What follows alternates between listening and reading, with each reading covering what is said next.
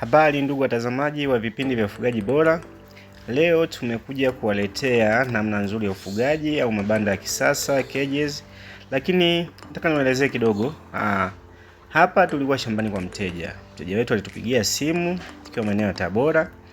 Huyu mteja wetu ana banda la kuku 2000. Banda lake lina uwezo kubeba kuku zaidi ya 2000, lakini hawa kuku wako 2000 ambao tulikuja kuwatengenezea keji. Tulifika hapa tukafanya survey, tukatoa kuku nje. Mteja wetu akatuambia, mimi nahitaji keji yangu iwe na ngazi 4 sio 3. Tukasema sawa, hakuna shida bosi.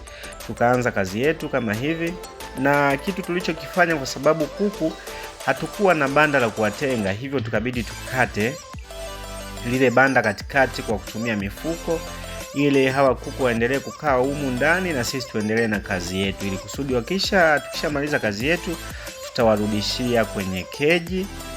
Kweli tumeenda vizuri na bosi wetu katupa ushirikiano. Tumeweza kufanya kazi kwa muda wa siku tulichukua kama wiki moja kuwatengenezea hawa kuku sehemu nzuri ya kuishi au sehemu nzuri ya kuendelea na mradi wetu. Baada ya hapo kazi ilienda vizuri kwa ushirikiano mzuri mpaka kufikia tamati. Hapa zile keji zetu zimeshakamilika. Tuliweza kuzitengeneza keji na tumetengeneza zinazotizamana, keji 2 zinazobeba kuku 1000 zinazotizamana. Keji hizi zilikuwa zinatizamana kwa mujibu wa matakwa ya bosi alivyokuwa akihitaji, na sisi tukatengeneza vile vile kwa ushirikiano.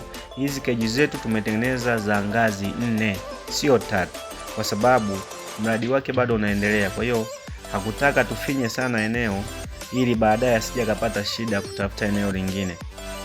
Kwa hiyo tulitengeneza ngazi 4 badala ya 3 kama unavyoziona bosi wetu. Wewe ambaye unatazama channel hii, karibu na wewe pia utupe oda yako, utuambie uko wapi, tukupigie gharama za material, rough budget, alafu tukupe muda wewe uanze kujiandaa, tuje tukutengenezee sehemu nzuri ya ufugaji wa kuku. Karibuni sana Ufugaji Bora.